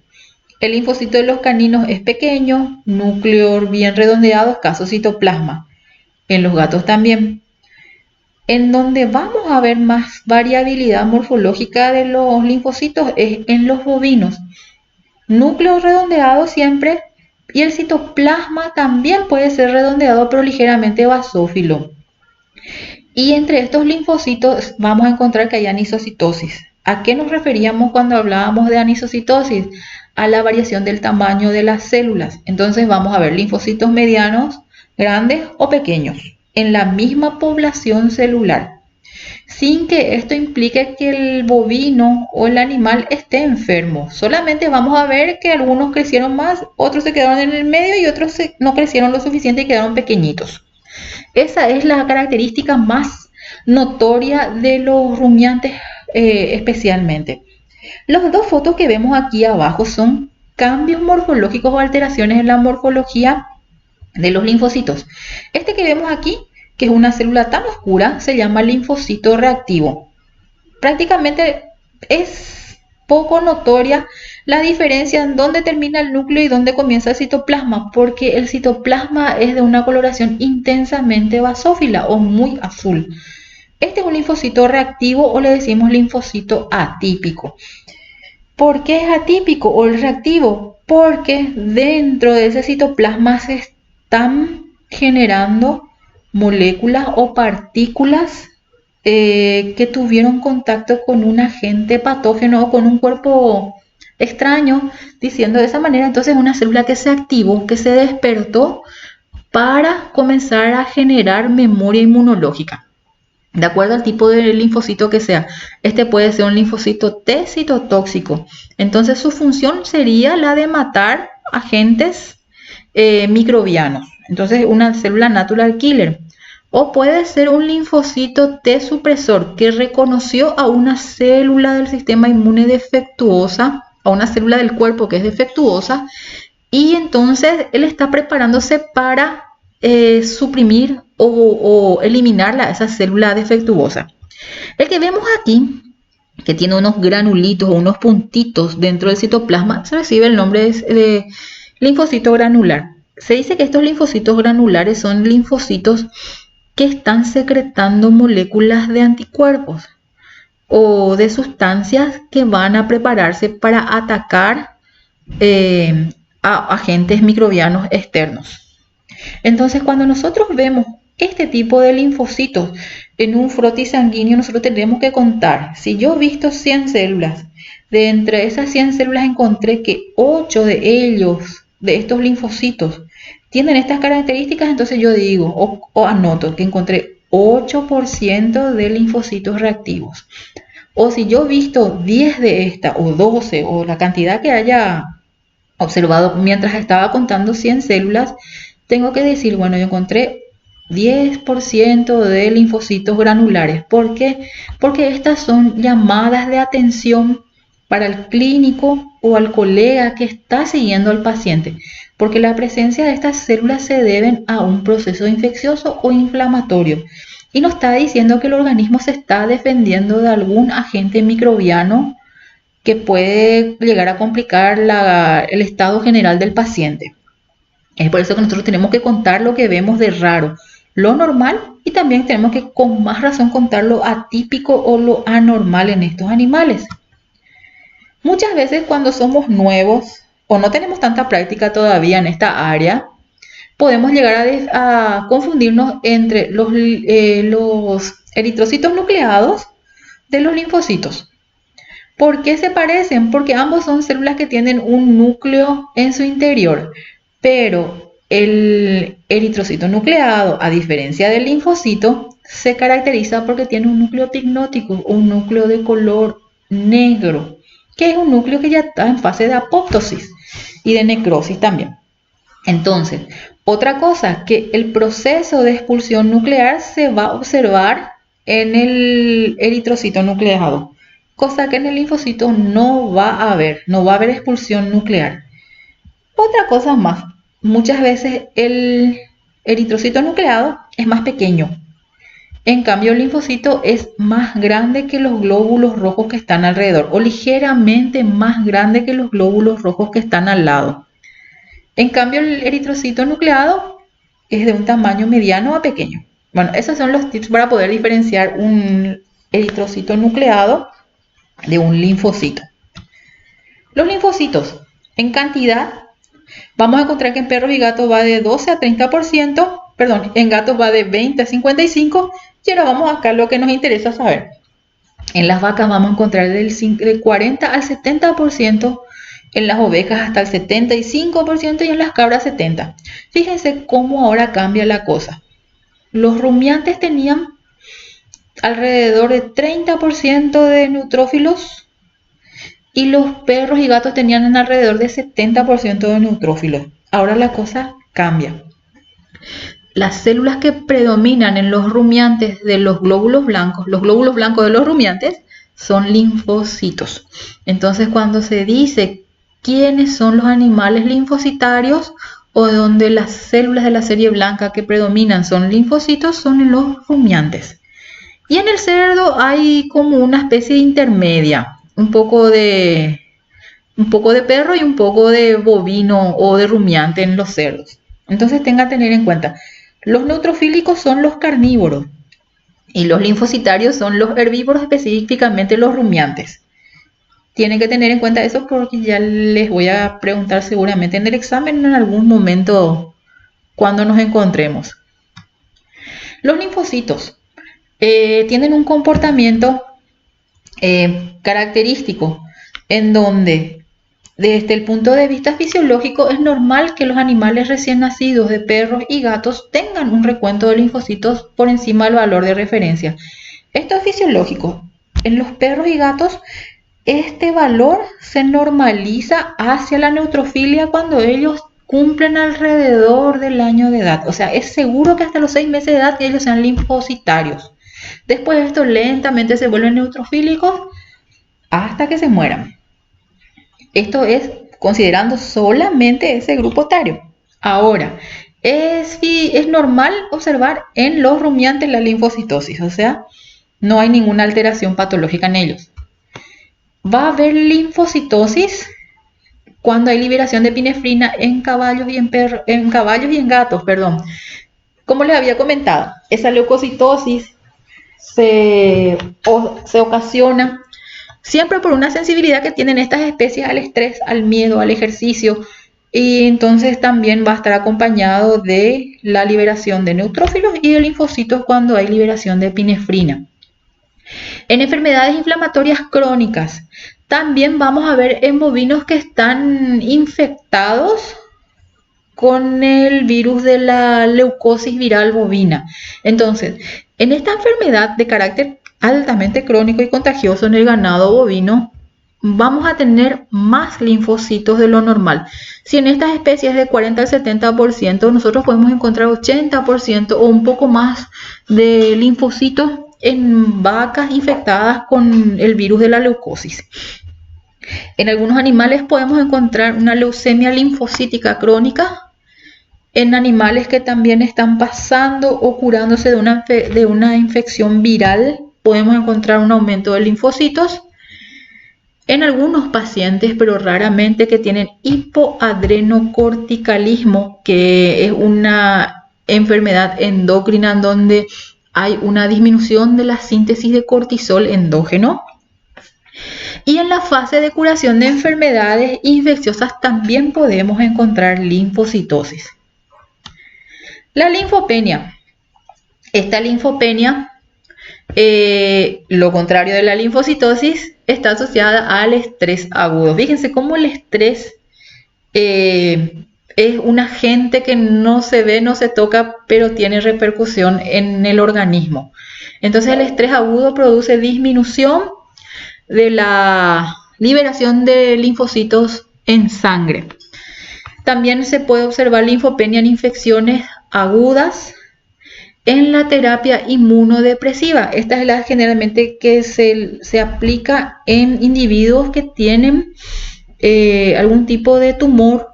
Entonces se aplican sustancias citotóxicas o venenos celulares que atacan a las células tumorales y por ende también ataca la línea de proliferación de la médula ósea. Aplicación de citostáticos que viene de la mano de una terapia inmunodepresiva. Entonces la aplicación de vincristina, vinblastina son las drogas que ocasionan la disminución en la liberación de estas células.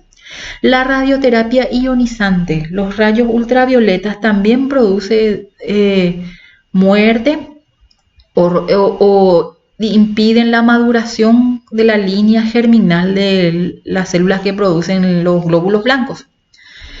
Y acá puede ser por la rotura de algún conducto linfático o algún vaso linfático de gran calibre, se puede perder gran cantidad de linfa.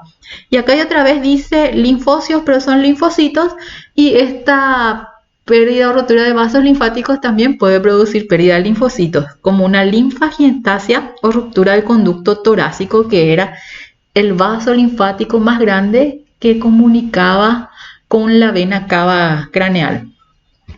En algunos casos, en algún linfoma multicéntrico o inflamaciones granulomatosas generalizadas. Recuerdan que la inflamación granulomatosa generalizada ya es una inflamación de carácter crónico, en donde disminuye la aparición de neutrófilos y comienzan a aparecer células mononucleares grandes y células fagocíticas. Entonces ahí es donde nosotros vamos a encontrar menos cantidad de linfocitos en sangre, cuando la inflamación o la infección se está pasando a fase crónica. El siguiente grupo celular corresponde a la de los monocitos, granulocitos mononucleares, que tienen la característica de ser de tamaño mucho más grande que los glóbulos rojos que están alrededor.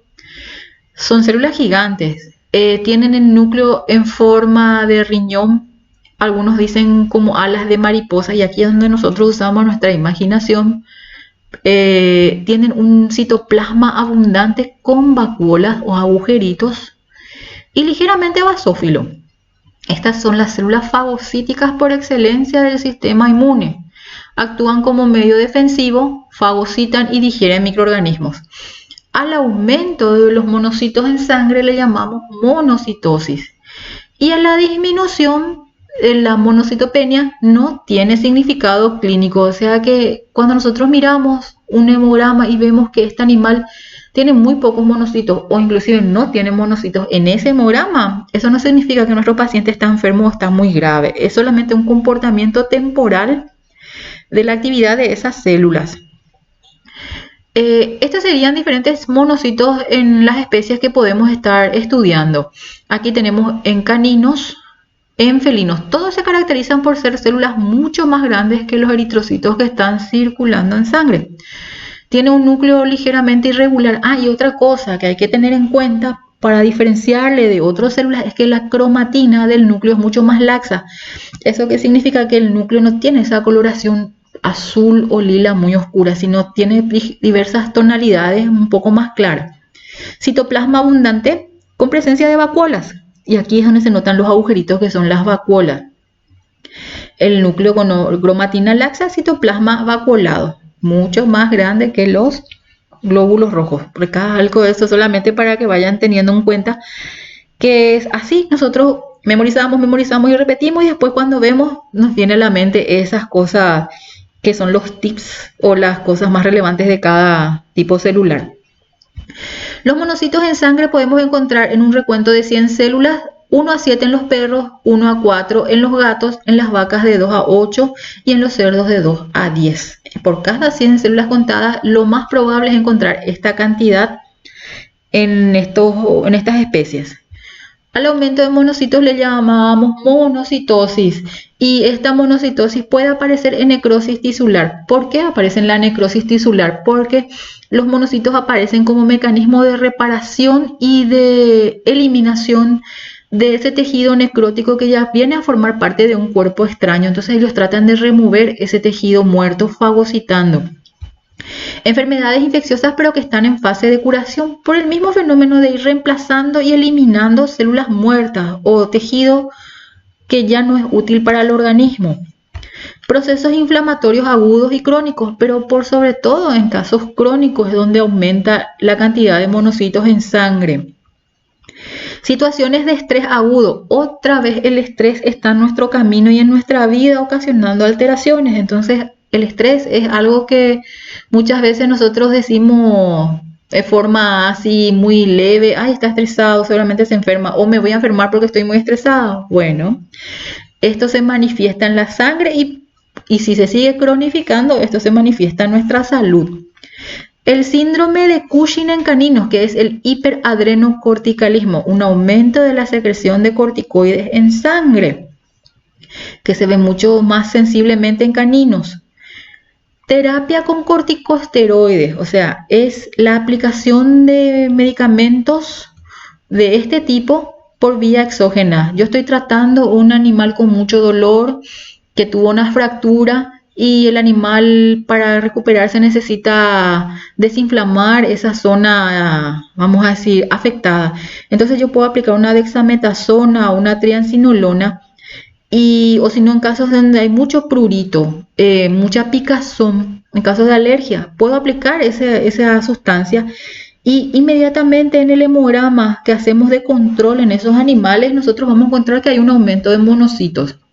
Y a veces queremos entender qué es lo que pasó, qué es lo que está fallando, y solamente es la respuesta de la médula ósea o de algunos componentes de la sangre ante la presencia de gran cantidad de cortisol o de cortisona.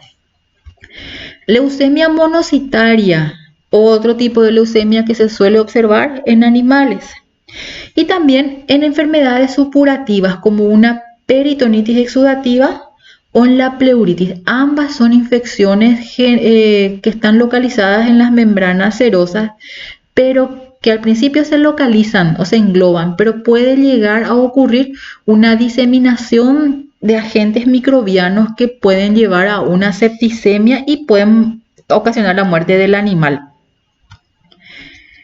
En los gatos, esto es vamos a decir, una serie de gráficos que nos muestran los diferentes tipos de leucocitos o células sanguíneas que están presentes en las diferentes especies, para que vean que cada especie tiene su particularidad citológica. Los neutrófilos en los gatos son células polimorfonucleares con gránulos que no se evidencian con las tinciones de rutina. Linfocitos, células redondeadas, núcleo abundante escaso, citoplasma. Eosinófilos es un leucocito polimorfonuclear con gránulos de color rosado alargados en forma de bastoncitos. El monocito, célula gigante con núcleo de forma lobulada, arriñonada o con alas de mariposa, cromatina laxa, citoplasma abundante basófilo con presencia de vacuolas. El basófilo, granulocito polimorfo nuclear con presencia de gránulos de color azulado basofílico. Y aquí vemos en estos puntitos que están señalados por las flechas, se observan a las plaquetas. ¿Qué más les voy a mostrar acá? Aquí tenemos glóbulos rojos de los felinos que se caracterizaban por ser de color rosa pálido, con escasa palidez central, un poco de anisocitosis o variación de tamaño de las células, y aquí vemos estos puntitos de color negro que son corpúsculos de Howell-Jolly, que se observan el 1% de las células que se encuentran circulando en los eritrocitos de gatos. En caballos tenemos neutrófilos polimorfonucleares con lobulaciones y constricciones, linfocitos, núcleo abundante, escaso citoplasma. El eosinófilo es la célula más característica de esta especie que les va a permitir diferenciarla de cualquier otra especie al ver un eosinófilo. Polimorfo nuclear, núcleo prácticamente cubierto por los gránulos gigantes o enormes de forma exagerada que cubren completamente el núcleo de color rosado, bien redondeados. Monocitos, célula grande, cromatina laxa, núcleo grande, abundante citoplasma basófilo y con vacuolas. Y el basófilo, polimorfo nuclear con abundantes gránulos de color azul. Y aquí podemos ver a los eritrocitos de los bovinos, pequeñas plaquetas que son las que están señalizadas por estas flechas. Y si ustedes se fijan, aquí comenzamos a ver que hay eritrocitos como en fila o encadenados, y esta es la característica formación de pilas de monedas de los caballos. A pesar de que estos son poquitos, pero estos se van vamos a decir, colocando en fila y forman las largas cadenas que llamamos pilas de monedas. En los bovinos también tenemos neutrófilos polimorfonucleares, linfocitos que se caracterizan por tener una variabilidad en tamaño, medianos, pequeños, grandes. Eosinófilos polimorfonucleares con gránulos eosinofílicos o rosados de tamaño pequeño pero abundantes. El monocito, núcleo grande, cromatina laxa, citoplasma abundante con vacuolas. Y el basófilo, polimorfonuclear con gránulos de color, aquí son un poco más claros, de un color un poco más liláceo, pero también abundantes. En el caso de los glóbulos rojos de los bovinos tenemos ligera anisocitosis, escasa palidez central de algunos, y aquí tenemos pequeñas plaquetas, que son las que vamos a ir estudiando en próximos capítulos. En las aves el desafío es más grande porque al ser animales menos diferenciados o menos evolucionados que los mamíferos, ellos tienen otros mecanismos de compensación distintos a los mamíferos. Recuerden que los eritrocitos de las aves son células elípticas y nucleadas. Hay un tipo celular que recibe el nombre de terófilos, que serían muy parecidos al reemplazo de los eosinófilos de los mamíferos, que a veces nos pueden llegar a confundir con eosinófilos mamíferos. Aquí le tenemos a los verdaderos eosinófilos de las aves, que tienen gránulos muy grandes, pero de una coloración no tan rosada. Aquí le vemos a los monocitos, y estos son otra vez eritrocitos nucleados, recuerden eso. Este es un basófilo. también de una característica muy similar a los basófilos de los mamíferos. Y esto que vemos acá, que parecen a los linfocitos de los mamíferos, son las plaquetas. Entonces hay que tener mucho ojo y entrenar más la vista, la memoria y apoyar con lectura para poder reconocer a las células sanguíneas de las aves, que es una especialidad distinta de la hematología veterinaria. Bueno, nosotros llegamos hasta acá con la clase de este día viernes. Y en la siguiente clase vamos a hablar un poquitito de plaquetas e interpretación del hemograma para ir teniendo noción de cómo nosotros vamos a trabajar con tantas cosas que estamos diciendo en este video, tantas cosas que aumentan y disminuyen en nuestros pacientes cuando vemos un hemograma. Y bueno, vamos a ir continuando con las próximas diapositivas hablando más del hemograma.